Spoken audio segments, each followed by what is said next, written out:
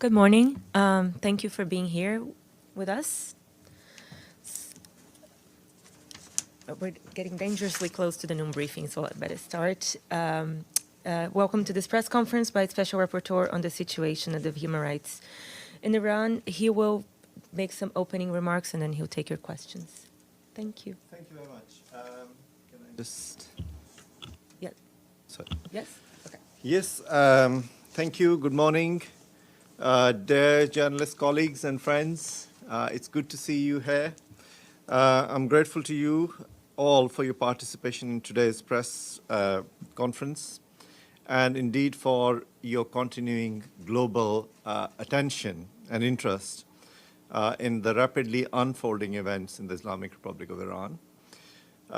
Before addressing your questions, it has been customary for me to make a very brief comment on my reports as well as my initial observations on the situation of the human rights in the Islamic Republic of Iran. So, colleagues, as we meet today, Iran is in turmoil, in part as a consequence of the killing of the 22-year-old Gina Mahsa Amini, an Iranian woman from Kurdish minority. And I anticipate that you would have questions regarding her killing, and I'd be happy to respond to these questions. But if I can just briefly say to you that, in my view, she's a victim of state brutality and state repression. There have been waves of protests calling for women, life, and freedom, both within Iran and outside. On the 22nd of September, together with 7 special procedures mandate holders, I denounced the crackdown on protesters, and I urged the Iranian authorities to immediately stop the use of lethal force in policing peaceful assemblies, to avoid further violence, to hold an independent, impartial, and prompt investigation into the death of Mahsa Amini, to make the findings of the investigation public, and to hold all perpetrators accountable. And there were similar calls from the United Nations and all around the world. These calls were not only ignored, but the highest state authorities clearly ordered security forces to repress the protesters. On the issue of investigations into the death of Gina Mahsa Amini, there have been several state reports that have been issued by state officials and state forensic officers asserting no misconduct or wrongdoing on the part of the state. These statements have been all rejected by Gina Mahsa Amini's family, whose request for the establishment of a committee of independent doctors to investigate her death has also been denied. Her family members have also reportedly faced threats and pressure from the authorities. So therefore, it is clear that the so-called investigations into the death of Gina Mahsa Amini have failed the minimum requirements of impartiality and independence. Now, her death has given, or the way it has happened, has given way to huge waves of protests spanning the geography of the country, its provinces, cities, and social strata. And these protests have called for change. And as I said, the slogan, Women, Life, and Freedom, has become a slogan of that nation. And yesterday was 40 days since she died. And we have a number of reports of protests that took place all across Iran, in many provinces, including Tehran. And these protests are continuing. And protesters are seeking justice, they're seeking accountability. And if I can just add that, unfortunate as it was that Gina Mahsa Amini was killed on 16th of September, she is not the first woman who has faced these brutal consequences, nor was she the last one, because we have received a number of reports about several other girls and women, and in fact children who have been killed by the state authorities we have a figure of at least 27 children who have been killed by the state authorities since these protests started. And the overall figure is a minimum of 250 people who have been killed by the state since the wave of these protests started on the 16th of September. With that, I would invite colleagues to ask me questions, and I'd try my best and would be happy to address those. Thank you. Thank you. Thank you so much on behalf of the United Nations Correspondent Association for this press conference. Valerie Robecco from ANSA Newswire. So the US reiterated the call for an independent investigation to hold those responsible for the violence being carried out by the government of Iran accountable. And the same call is made by several human rights bodies and NGOs. What are the progress? What are the next steps you're planning to take? Okay, thank you. Should I address? Yes. Thank you very much for this question. You're absolutely right that the international community, special procedures mandate holders, myself, as I just mentioned, we have made very strong calls for investigations, independent investigations, impartial investigations into the death of Gina Mahsa Amini. But this has not happened. We have consistently asked for accountability. Again, that has not happened. And therefore, I have, as you would have heard in my interactive dialogue yesterday, I have said that in the current environment and in the absence of continuing, in the absence of any domestic channels of accountability, continuing absence of domestic channels of accountability, I would say, and I would stress once again, that the international community has a responsibility to take action, to address impunity for human rights violations in Iran, and I therefore have called for the prompt establishment of an independent investigative mechanism in all human rights violations leading up to and since the death of Gina Mahsa Amini. Thank you.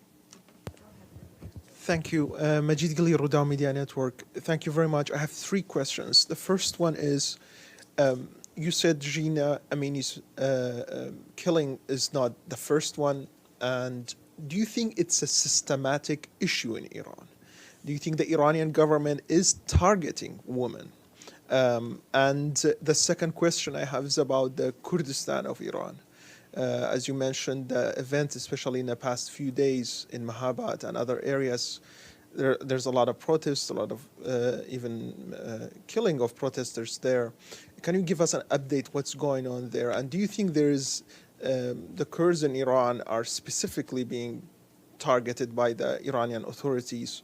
And the third question is, since these protests start after the killing of Amini and all what's happening in Iran, there has been lots of death, lots of carnage all across Iran. But the UN Secretary General and the Security Council, they've both been utterly silent about this. No condemnation, basically saying the bare minimum, and shedding the least spotlight as they can on this issue. What do you think about all those as a special rapporteur? Thank you. Okay, thank you. Again, would you like no?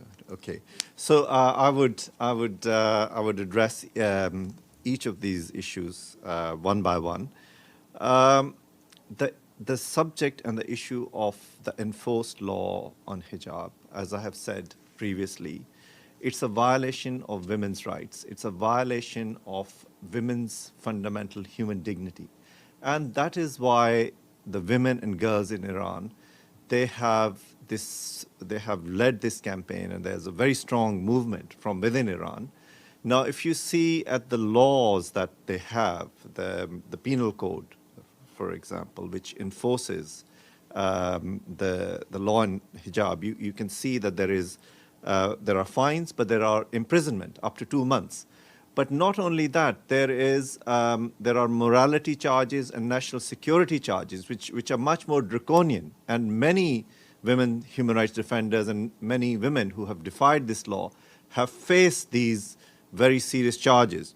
So it's a very problematic, very difficult issue. The role of the morality police is also very problematic. They have used violence in this case, but on many other cases. And if I can just take the opportunity of the case of Nika Shakaremi, who also was killed, and there is evidence coming up, more and more evidence that she was brutally killed by state security. She was a 16-year-old girl.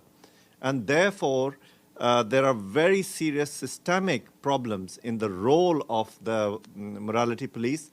And if I can say that this role and the way the authorities led by President Ibrahim Raisi have dealt with this issue has been very worrying, because Ibrahim Raisi himself on a number of occasions has instigated, he also issued a decree a few months back saying that the law on hijab must be enforced. So it has given a license to this morality police to enforce it more vigorously, and unfortunately that is the problem.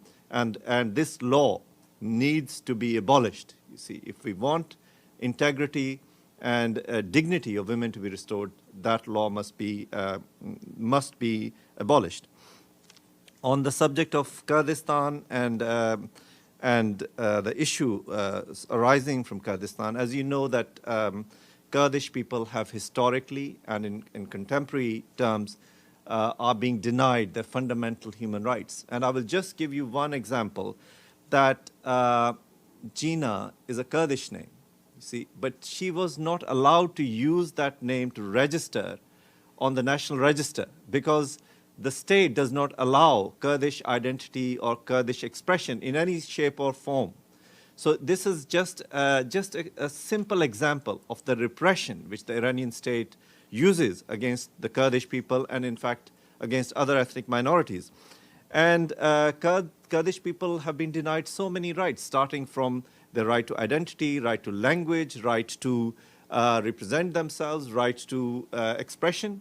And that is why Kurdish people and the Kurdish province, you would see a lot of protests. Of course, what has ignited that is this killing of this young woman.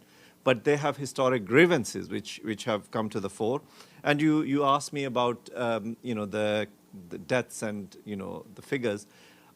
These are very conservative figures, but the last report that I did just a few weeks back, immediately after the death of Gina Mahsa Amini, was that there were immediately at least 66 people who were killed in Kurdistan, and I have no doubt that there will be many more now. And if I can just add that ethnic minorities generally suffer extremely in the Islamic Republic of Iran. What I call a black day in the history of Sistan and Balochistan was the 30th of September, when in one day, dozens of people, over 60 people were slaughtered by the state authorities, and still we've had no accountability for what happened. And finally, you asked for the UN bodies. I think there has been a lot of condemnation for what happened within the UN circles and in the international community. I'm an independent expert, and I am speaking for myself, and therefore I will say what I am doing. And I am hopeful, and I'm very positive that the UN as an organization, and in fact the international community, will take this matter very seriously, and we will have investigations and accountability, and therefore the demands of the people of Iran will be met. Thank you. James Bays from Al Jazeera. It's following up on that last question. In response to the crackdown and repression, we're seeing certainly condemnation, and we're seeing European and US sanctions. But from your vantage point, what else does the international community need to do to change things? Thank you. Thank you. Great question.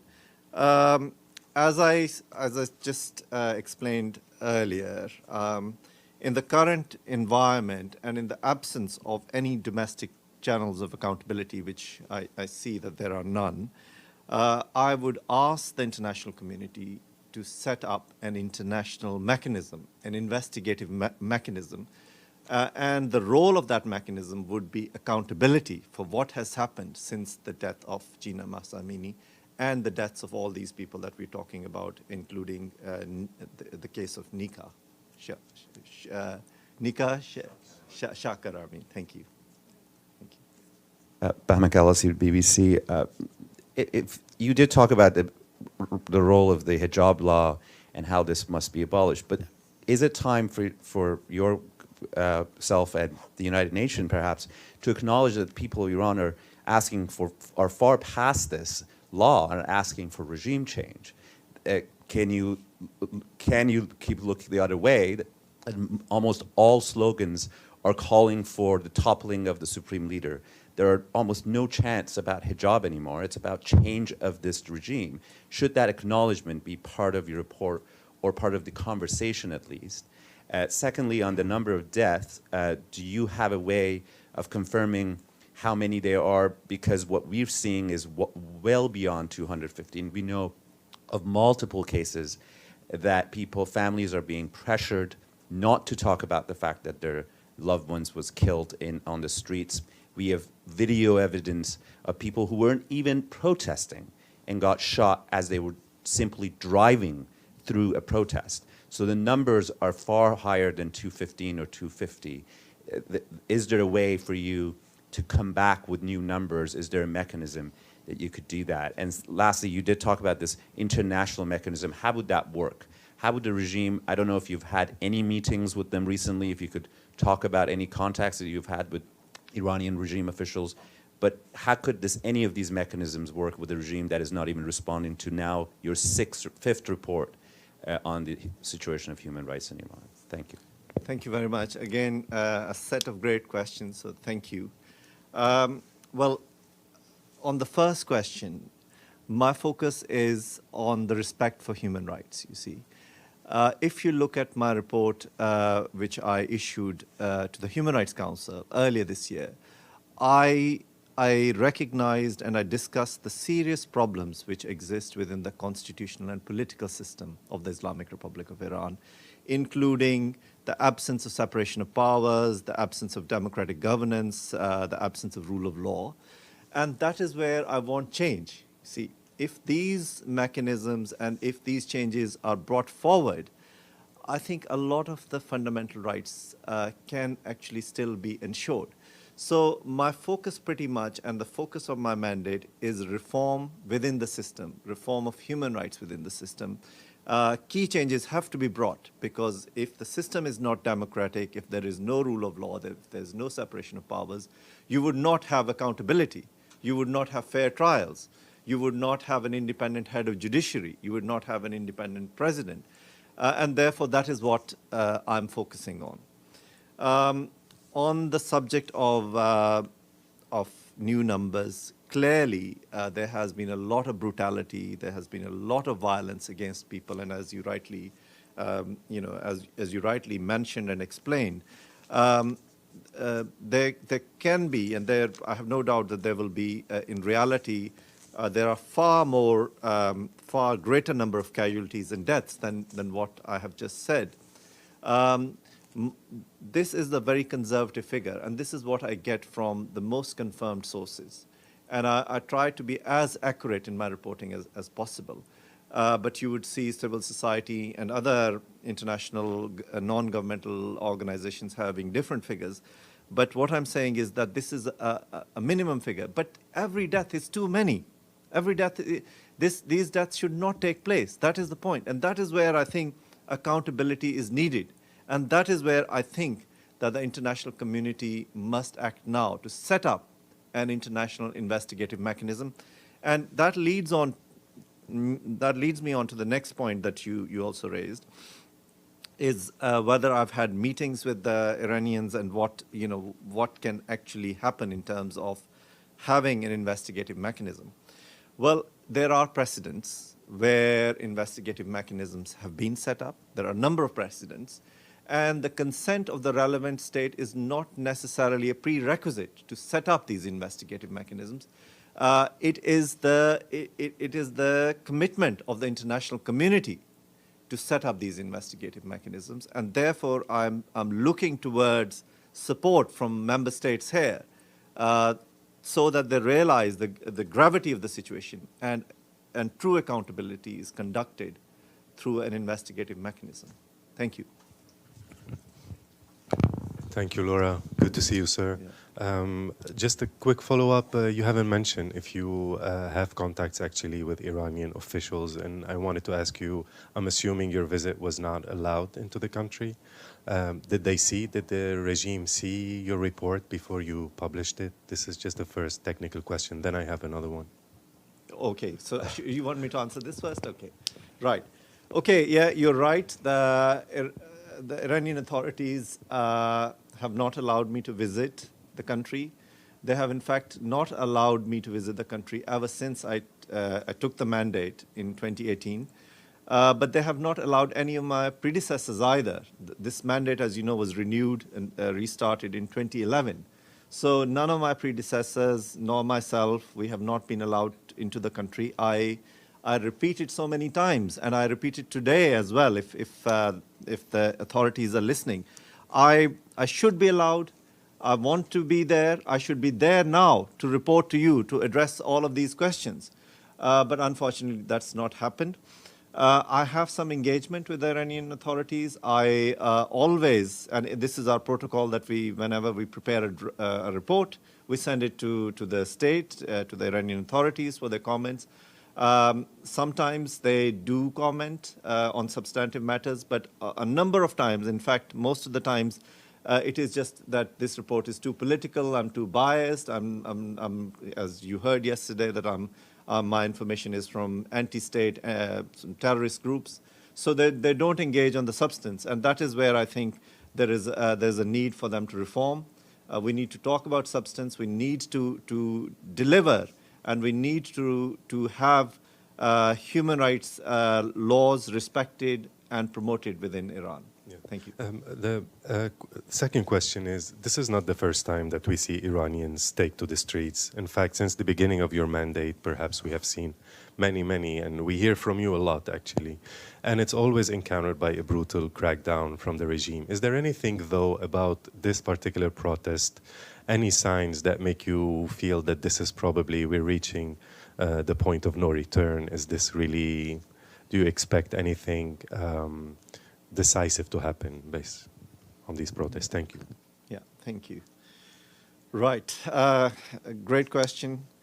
My simple answer is that how many times can you brutalize people? How many times can you violate their fundamental human rights, their fundamental dignity? And in this series of protests, in this wave of protests, there is a real issue.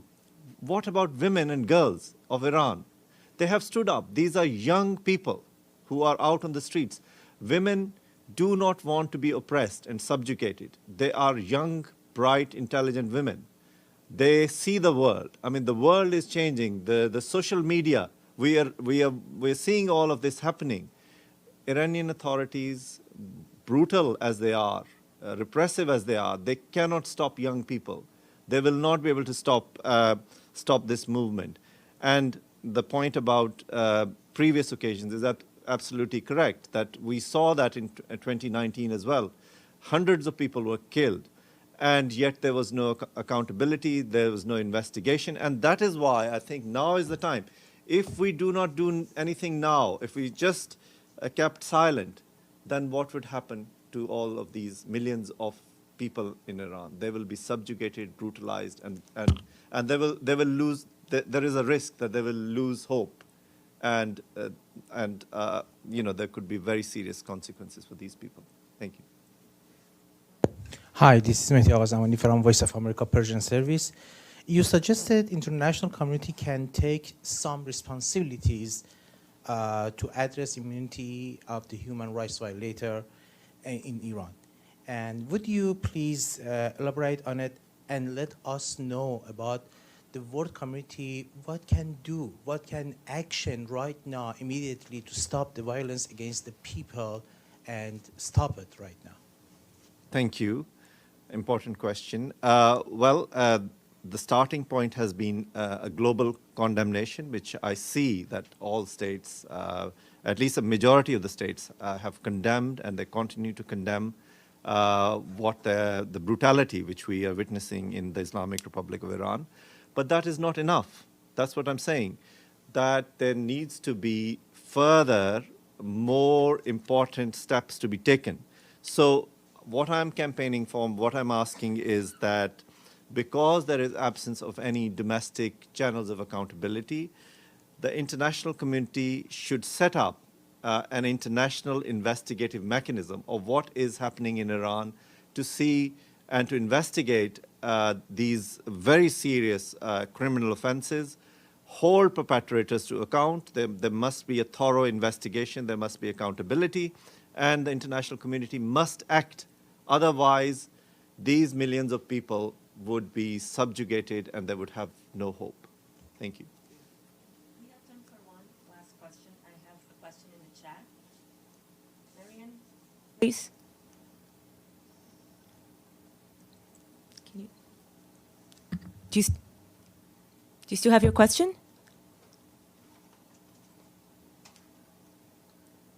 Marian? Yes, hi. Sorry I couldn't hear you at the first place. Thank you so much for this briefing today. I joined a little bit late since I'm traveling right now. Can you still hear me? Yes. Yes. This is Mariam Ramadi with Iran International. I'm not sure if this question was asked already or not, but since I'm working with people and I'm in touch with people in Iran specifically, they're asking from the UN specifically to do more about the situation in Iran, especially about suppressing the protests in Iran. What do you think that United Nations can do, and what is in plan already to help with people, with the people of Iran? And also, what do you know about the situation of journalists in Iran and also the internet access to people of Iran? Thank you. Yeah, thank you. Right. Yes, there's two questions. Mariam, thank you very much. I have in part addressed your first question. As I say that it's now incumbent, it's really important that the United Nations and the international community takes concrete actions. In the absence of domestic channels of accountability, I would once again stress that it's important that an international investigative mechanism is established which can hold individuals who have committed these gross violations of human rights accountable. So that's the first point.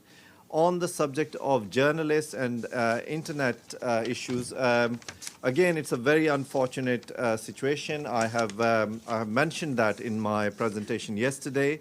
The figures. Iranian authorities unfortunately abuse the power that they have. There has been a complete shutdown of internet and media since this protest started. In fact, this is their historic approach towards shutting down freedom of expression. So every time we have protests, we had protests in Khuzestan, we had protests in 2019, the internet was completely shut down, it was blocked, and therefore they try to restrict access to information, but they also target journalists. So they have arrested dozens of journalists in this during this wave of protests, including the journalist who first spread or informed us about the death of Gina Mahsa Amini has also been arrested. And therefore, journalists are a target for this brutalization and this repression by the Iranian authorities. Thank you. Thank you. Any more Thank questions? you. No, No, thanks. okay, We thank are. you. 4 minutes. Thank you. Shall I? No, no, no. just- Shall we go? Yeah, let's go. Thank you. Thank you. Thank you very much. Thank you. Thank you. Good to see you. Thank you.